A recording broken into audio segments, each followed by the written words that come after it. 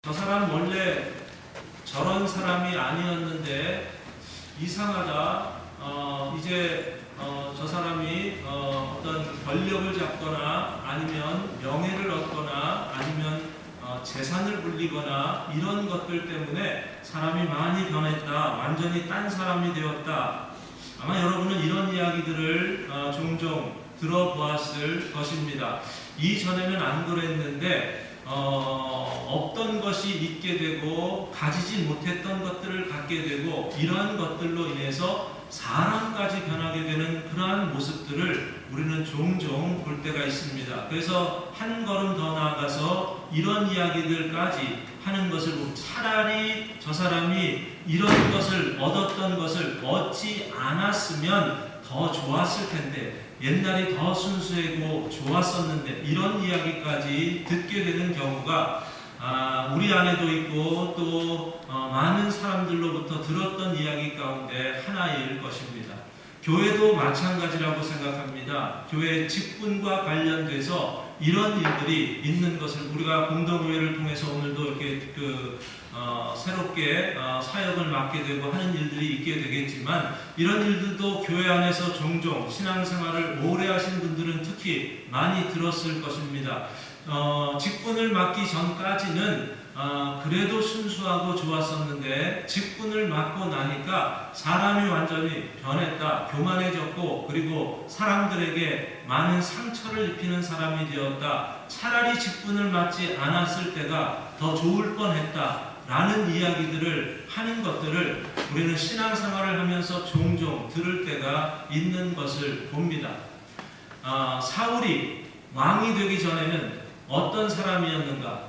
사울이 왕이 되기 이전에는 사울은 어떤 면에서 보면 아주 훌륭하고 좋아 보이는 그러한 사람으로 보였을 수도 있습니다.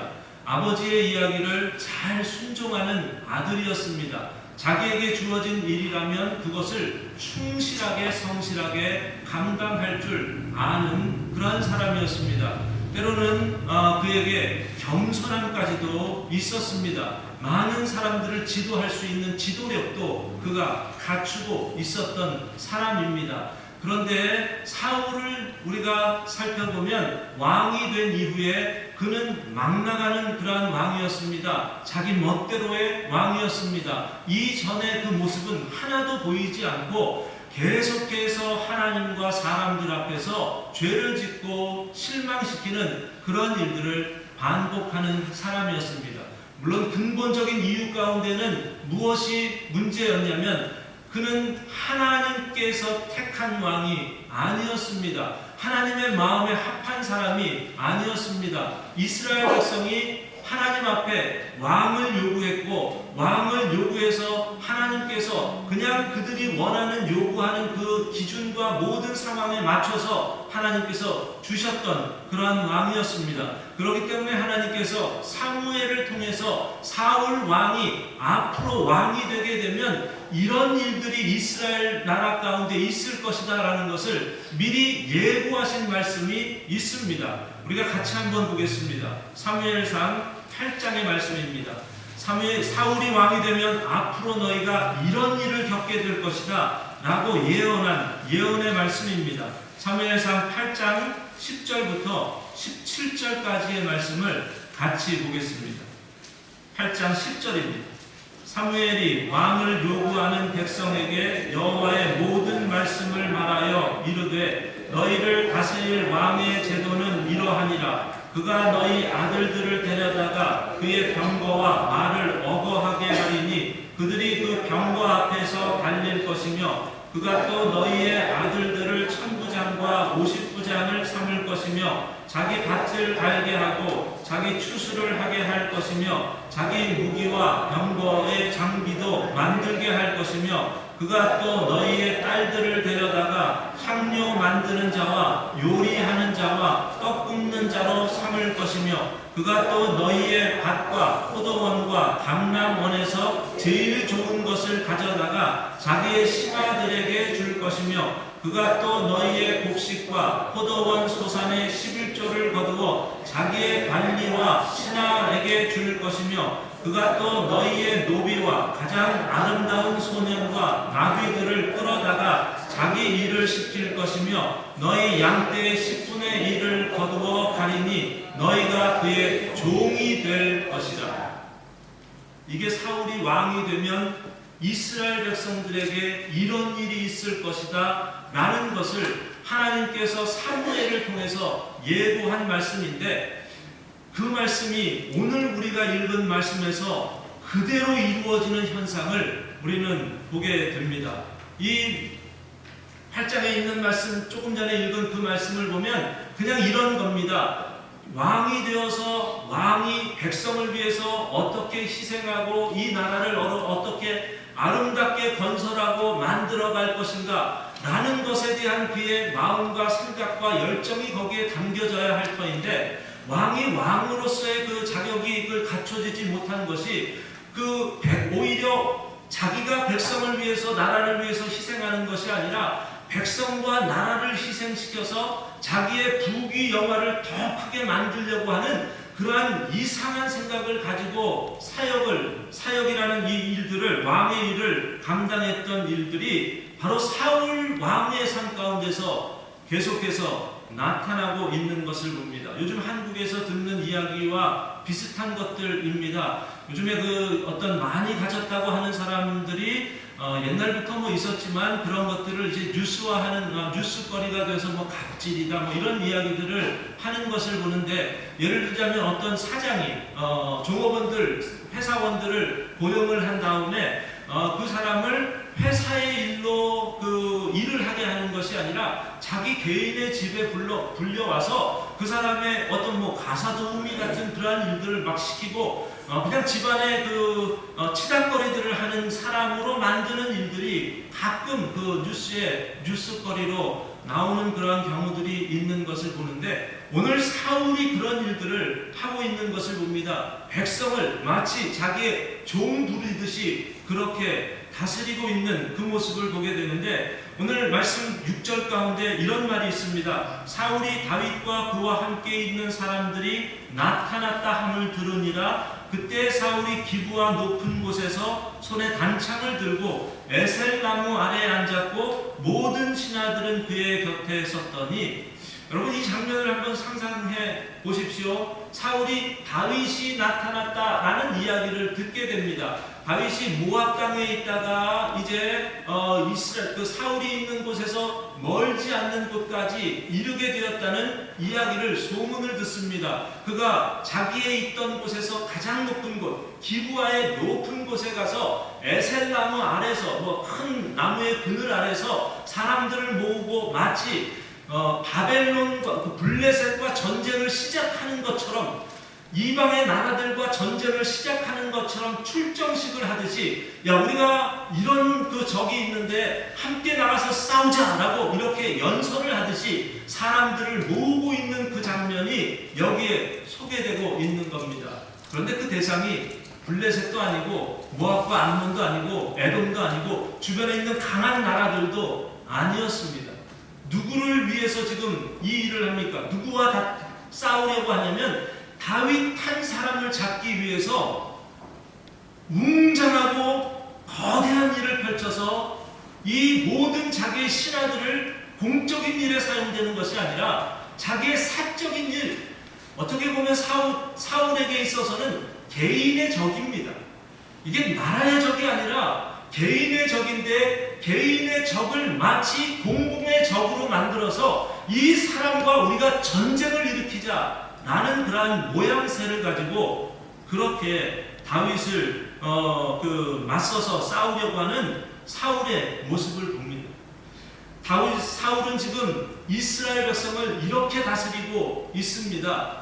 이스라엘 백성들을 다스리는데 자기 모든 개인적인 감정과 자기의 가지고 있는 생각들을 담아서 이스라엘 백성들이 모든 것을 자기한테 맞춰주기 위해서 바라고 자기의 정치력을 세워가는 일을 하게 되는 것을 봅니다. 시간을 낭비하고 있습니다. 군사력을 낭비하고 있습니다. 공권력을 다 낭비해버리는 그러한 사울의 모습을 봅니다. 그렇다면 사울이 다윗을 적으로 만들고 다윗을 잡으려는 과정에서 하나님 앞에 얼마나 큰 죄를 범하고 있는가라는 것을 이 말씀 속에서 우리가 생각해 본다면, 먼저 생각할 것은 사울은 영적인 지도자를 이스라엘 백성 앞에서 말살시키는 그러한 일을 하고 있는 것을 봅니다. 오늘 18절의 말씀 같이 읽습니다. 왕이 도액에게 이르되 너는 돌아가서 제사장들을 죽이라 하매 에돔 사람 도액이 돌아가서 제사장들을 쳐서 그날에 세마포 에봇 입은 자 85명을 죽였고, 세마포 에봇 입은 제사장 85명을 죽였답니다. 저는 한 나라에서 쿠데타를 일으킨 사람이나 독재를 한 사람, 그럴 수밖에 없기 때문에 그렇게 할 수도 있다고 생각하는데, 그런데 사람을 죽이는데, 자기의 민족, 자기 백성을 죽이는데, 그런데 이렇게까지 하는 사람은 정말 못된 사람이다 라는 생각을 갖는데, 그러한 사람들이 누구냐면 바로 지식층을 죽이는 겁니다. 지식층에 있는, 우리 한국에서 제가 어렸을 때 어른들로부터 들었던 이야기 중에 북한의 공산당이 사람들을 숙청하는데 뭘 보고 숙청을 했냐면 이 세 번째 손가락에 이 굳은 살이 배긴 것, 그것 보면 이 사람은 글을 쓰고 어떤 공부를 한 사람이기 때문에 숙청, 이런 이야기를 했던 것을 보는데, 이것보다 더한 일이 캄보디아라는 나라에서 있었습니다. 이 폴포트라는 사람이 나라의 3분의 1을 강제 징용을 하든지 아니면 다 죽이는 그런 700만 명 중에서 200만 명이 사라지든지 죽든지 이런 일들이 발생하게 되는데, 그때 그들이 사람을 죽이면서 했던 원칙 아닌 원칙 가운데 이런 것들이 있었다고 합니다. 누구를 죽이냐면 안경 낀 사람, 그러니까 제가 벌써 그 대상 가운데 들어가는 겁니다. 외국 언어를 잘할 줄 아는 사람, 손바닥에 굳은 살이 없는 사람, 셋째 손가락 마디에 굳은 살이 배긴 사람, 교수, 의사, 약사, 선생, 운동선수들 중에서도 국제 대회 경험이 있는 운동선수, 이런 사람들을 다 죽이는 일을 하게 되었다는 이야기를 듣습니다. 여러분, 이게 얼마나 나라의 발전을 파괴하는 일인지, 그렇게 한 다음에 왕을, 교사를, 초등학교 선생을 세우려고 하는데 선생이 없는 겁니다. 그래서 밭에서 논에서 일하는 사람들 중에 그냥 캄보디아 언어를 읽고 쓸 줄 아는 사람이면 선생으로 세웠다는, 아무나 그냥 선생으로 세웠다는 그러한 이야기들을 선교사님들이나 때로는 이 글을 통해서 우리가 쉽게 접할 수 있는 것 중에 하나입니다. 민족의 대학살은 아닙니다. 그런데 영적인 대학살이 사울을 통해서 벌어지고 있습니다.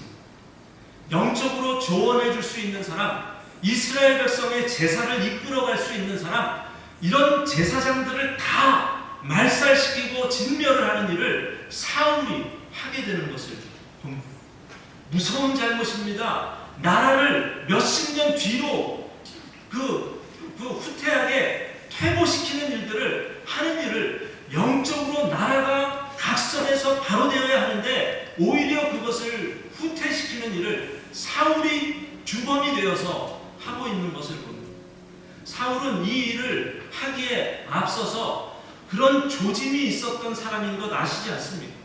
사울은 이미 이 일이 있기 전에 사울이 가장 크게 조짐을 보였던 것 중에 하나가 예배를 업신여긴 것이었습니다. 하나님 앞에 제사를 업신여기고 멸시한 것이었습니다. 블레셋과 전쟁을 하는데 이 사무엘이 먼저 와서 하나님 앞에 화목제를 드린 이후에 하나님께서 허락하시면 전쟁을 할 수 있는 그러한 상황이었는데 사무엘이 나타나질 않습니다. 블레셋 사람들은 점점 더 많아지는 것으로 보입니다. 사람들은 도망을 갑니다. 자기 앞에 함께 있는 사람들이 없어지니까 야, 제사할 것 다 갖고 와 해가지고 자기가 제사를 드리는 엄청난 죄를 범하게 되는 것을 봅니다. 이미 그는 시작부터 하나님 앞에 죄를 범했고 제사를 멸시하는 일이 그에게 있었기 때문에 그것이 발전하고 발전해서 하나님의 제사장들을 감히 자기 마음대로 멸절을 시키는 일을 진행하게 되는 것을 봅니다. 여러분, 사무엘상의 주된 내용 가운데 하나가 하나님의 제사를 멸시하면 이것은 큰 죄악이다라는 것을 보여주는 그 내용이 사무엘상의 주된 내용 가운데 하나입니다. 그래서 사무엘상 2장부터 누구를 소개하고 있냐면 엘리의 두 아들을 소개합니다. 홈리와 비느하스를 소개합니다. 그들이 어떻게 했다고 이야기하냐면 2장에서 분명히 말합니다. 그들이 여호와의 제사를 멸시하였다라고 이야기합니다.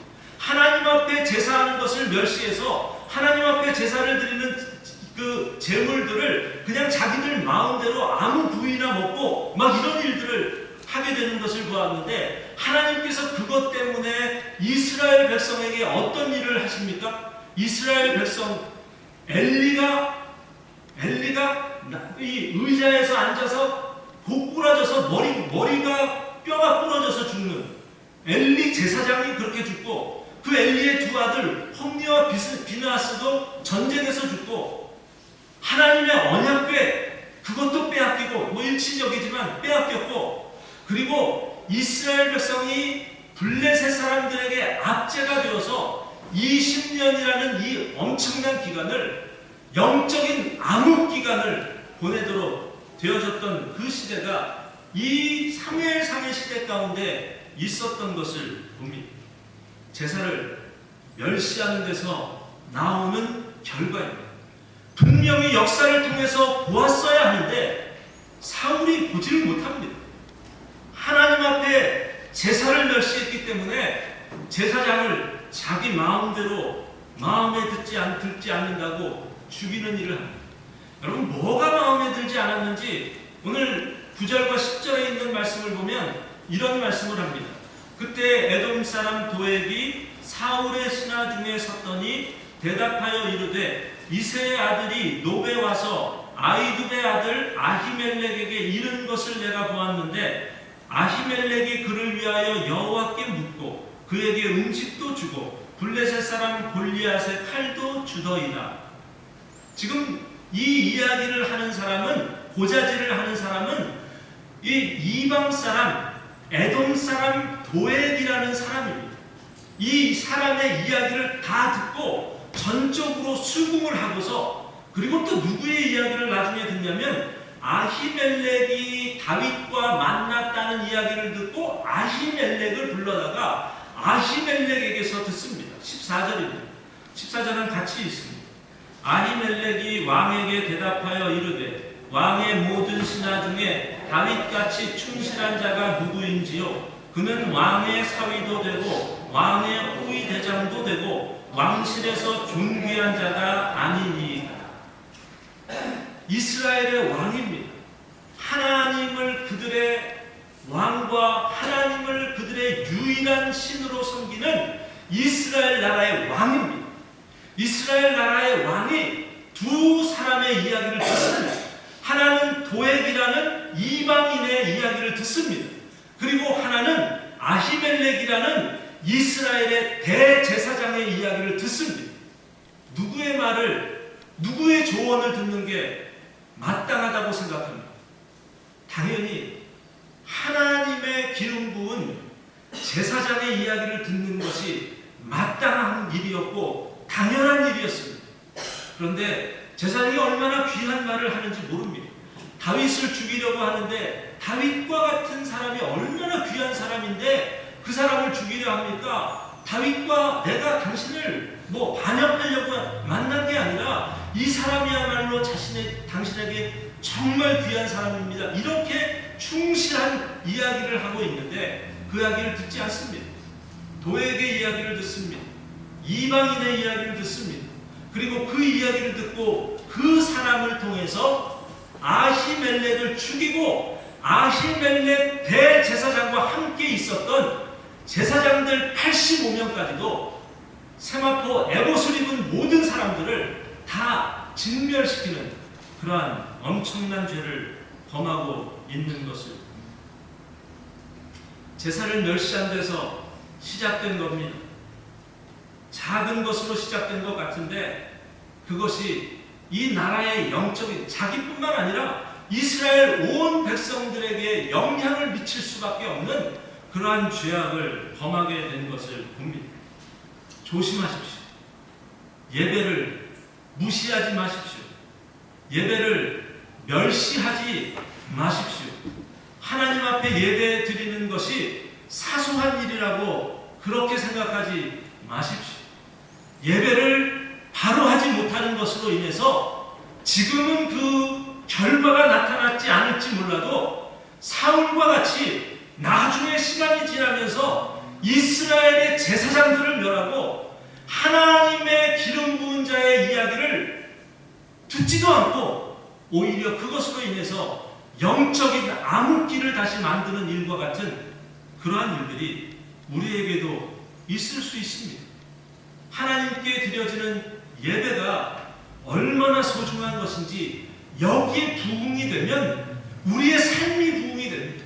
하나님 앞에 바로 서면 이것이 우리뿐만 아니라 우리 주변에 있는 사람들까지 완전히 주님 앞에 변화된 사람들로 이끌어 갈 수 있을 줄 믿습니다. 그리고 사울이 또 하나 하나님 앞에서 지은 죄 가운데 하나가 이스라엘 백성을 편 가르는 일을 한 것을 보게 됩니다. 누구를 만나든지 다윗 편과 자기 편을 나누는 일을 합니다. 오늘 말씀 가운데 다윗에 대해서 사울이 다윗을 부르는 호칭이 바뀝니다. 어떻게 다윗을 부르냐면 다윗을 다윗이라고 부르지를 않습니다. 다윗을 뭐라고 부릅니까? 다윗을 7절에 있는 말씀을 보면 중간에 이새의 아들이라고 부릅니다. 8절을 보아도 이새의 아들이라고 부릅니다. 그러니까 에돔 사람 이방인까지도 그 이야기를 듣고 다윗을 다윗이라고 안 하고 다윗을 그 사람도 역시 이새의 아들이라고 그렇게 고자질을 하면서 부릅니다. 14절에 그 3절에서도 이새의 아들이라고 이야기합니다. 계속해서 다윗을 다윗이라고 안 하고 이새의 아들이라고 이야기하는 그 이야기의 근거가 어디에 있습니까? 아마 두 가지 중에 하나일 겁니다. 하나는 이새의 가문이 너무나 존경받을 만한 가문이어서 이새의 가문을 축혀 세우고 칭찬하기 위해서 다윗 대신에 이새의 아들이라는 말을 사용했을 수 있습니다. 아니면 그것과 반대되는 겁니다. 별 볼 일 없는 가문이고 멸시받아야 마땅한 가문이다 라는 것을 드러내기 위해서 다윗을 다윗으로 부르지 않고 다윗뿐만 아니라 이 다윗의 온 가족이 다 별 볼 일 없는 집안이다 라는 것을 일부러 사람들에게 내세우기 위해서 그렇게 이야기한 것일 수 있습니다.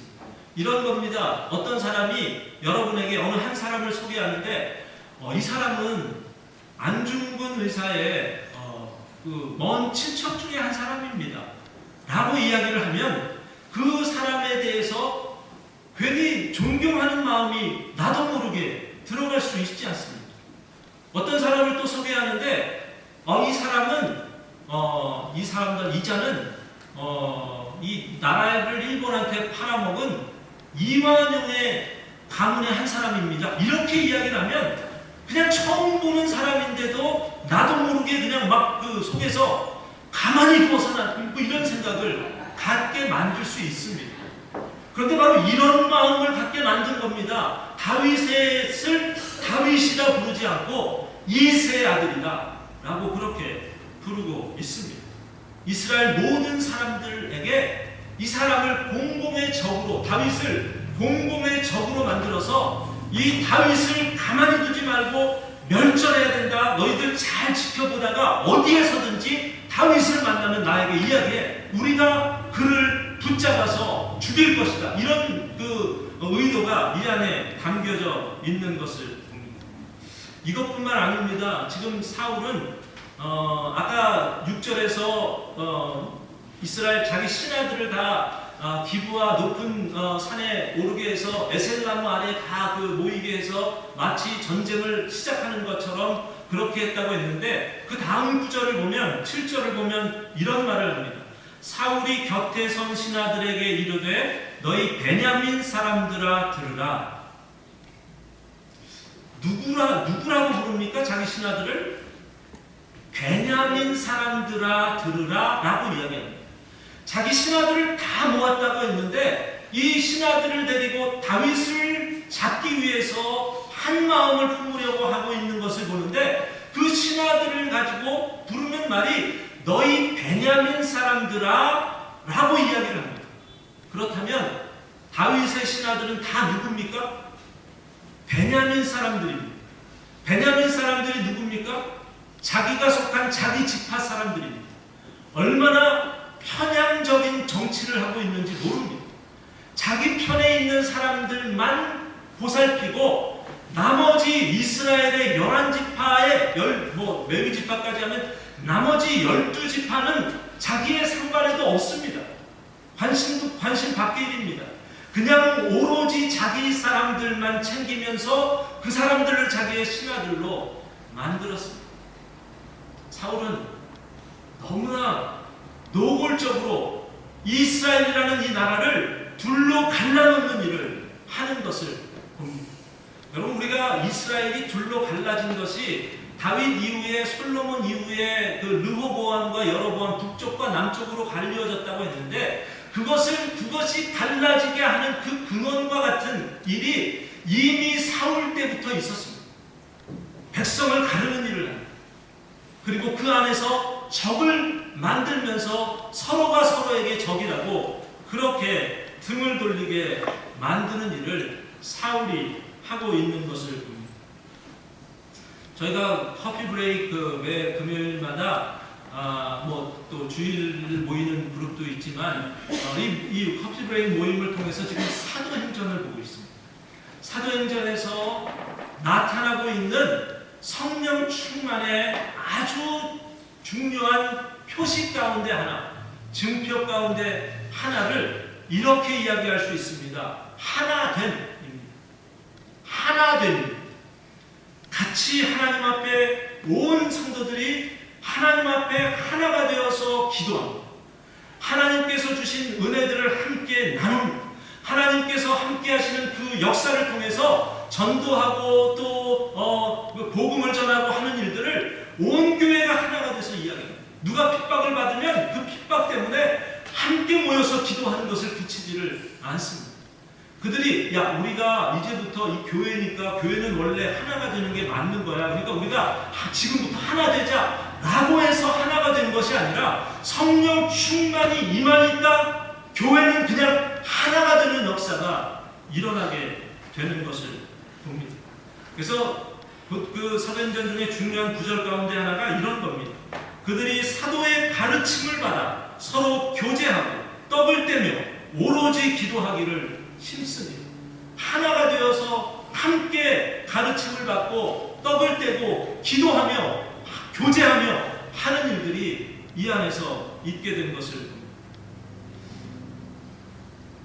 우리가 지난주에 아둘람 굴의 사건에 대해서 보았습니다.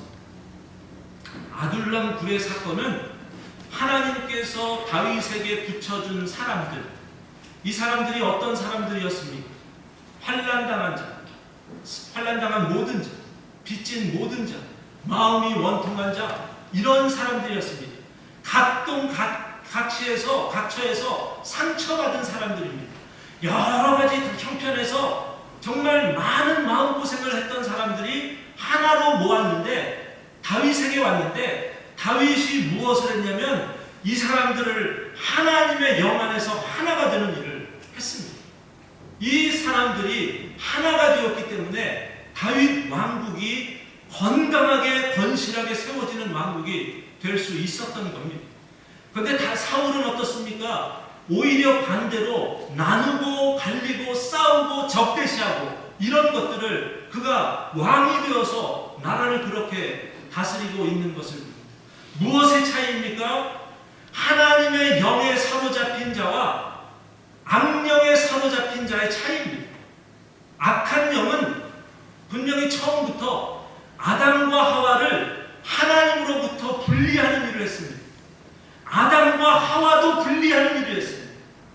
계속해서 서로 등을 대고 서로 블레임하고 서로에게 계속해서 잘못을 가하는 그러한 일들을 하게 하는 것이 악령의 역사입니다. 사울이 그렇게 했습니다. 자기 편과 다윗의 편을 나누면서 그를 반드시 잡아서 죽여야 한다고 이야기를 합니다. 하나님께서 다윗은 그렇게 사용하지 않았습니다. 어떤 형편에 있는 사람들이든지 다윗에게 오기만 하면 다윗의 공동체 안에서는 하나가 되는 놀라운 역사들이 있게 되었다는 사실입니다. 여러분, 이거를 다윗의 인격과 사울의 인격의 차이라고 보아서는 안 됩니다. 만약에 도덕적인 것을 가지고 두 사람을 비교를 한다면 다윗이 사울보다 나은 것 하나도 없습니다. 오히려 다윗이 엄청난 죄를 하나님과 사람들 앞에서 짓고 있는 것을 봅니다. 얼마나 못된 짓을 다윗도 했는지 모릅니다. 그런데 그 차이가 무엇이냐면 그들이 못된 짓을 하는 그 순간에 한 사람에게는 하나님의 영이 가만히 있질 않고 그의 삶 가운데 가장 비참한 삶 가운데 하나님께서 개입해 주셨고, 그리고 또 한 사람은 가장 비참할 때 간섭하지 아니하고 내버려 두신 것의 차이입니다. 사울은 그랬습니다. 그래서 우리가 오늘 이 말씀을 에셀나무 아래에 있는 사울로 그렇게 생각을 하고, 그리고 지난주에 보았던 다윗을 아둘람 굴에 있었던 다윗으로 본다면 에셀나무도 하나님 앞에 부끄러운 자리고 아둘람 굴까지 왔던 다윗도 하나님 앞에 부끄러운 자리였습니다. 그런데 그 차이가 어디에 있냐면 하나님께서 하나님의 영으로 다윗을 붙잡았습니다. 포기하지 않았습니다. 그것 때문에 다윗이 그 자리에서 영적인 부흥의 장소가 오히려 아둘람 굴이 될 수 있도록 했다는 사실입니다. 은혜 충만, 성령 충만이 바로 그 안에서 일어나게 된 겁니다. 여러분, 기억하십시오. 하나님의 무관심은 아무리 부귀 영화를 누리는 것이라 할지라도 재앙입니다. 다시 말씀드립니다. 하나님의 무관심은 아무리 우리가 부귀 영화를, 세상적인 것을 다 누리는 일이 있다 할지라도 그것은 축복이 아니라 재앙입니다. 그런데 하나님의 축복은 무엇입니까? 아무리 우리가 당하는 이 사건과 현실이 세상 사람들이 보기에 비참하게 보인다 할지라도 하나님의 관심이 거기에 있다면 거기에는 축복입니다. 하나님의 은혜입니다. 세상의 어떤 것과도 비교할 수 없는 하나님의 놀라운 은혜입니다. 사울은 아직까지 자기가 모든 권세를 쥐고 있는 줄 알았습니다. 자기가 원하는 것 다 할 수 있었습니다. 그가 하는 말은 다 법이 되어서 사람들을 이끌고 다윗을 죽이고 하는 일에 모든 공권력을 자기 마음대로 사용했습니다. 그런데 그 안에 하나님의 역사가 없으니까 사울에게는 재앙일 수밖에 없었습니다. 그의 에셀나무 아래의 자리는 재앙의 자리였다는 말입니다. 다윗은 그렇지 않았습니다. 다윗의 삶 가운데 하나님의 개입이 있었기에 우리가 지난주에도 찬양도 했고 고백도 했던 것처럼 하나님이여 주는 하늘 위에 높이 들리시며 주의 영광이 온 세계 위에 높아지기를 원합니다. 하나님 앞에 감사와 그의 삶의 원리와 원칙을 회복하는 그런 일이 다윗에게 있었던 것을 봅니다. 여러분은 어떤 자리에 서 계십니까?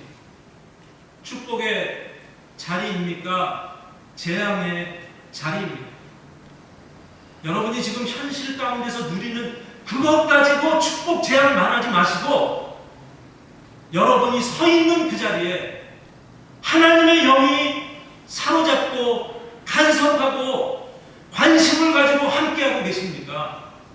아니면 하나님이 우리와 상관없이 우리가 마음대로 할 수 있도록 내버려 두고 계십니다. 축복된 자리에 서 있습니까? 재앙의 자리에 서 있습니다. 우리가 선 자리가 아둘람굴이 될 수 있기를 바랍니다.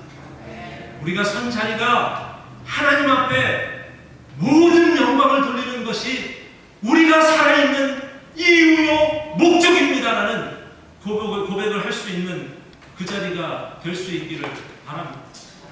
소가 상관이라도 상관치 않습니다. 내가 모든 것을 감사하겠습니다. 이게 하나님이 나의 전부입니다. 라는 고백이 우리의 고백이 되어서 우리가 가지고 있는 이 삶 가운데 하나님과 하나님 한 분만으로 우리가 그 하나님을 마음껏 누리며 그 하나님을 만끽할 수 있는 하나님의 보배스러운 자녀들로 계속해서 자라나기를 주의 이름으로 축원드립니다. 같이 기도하시겠습니다.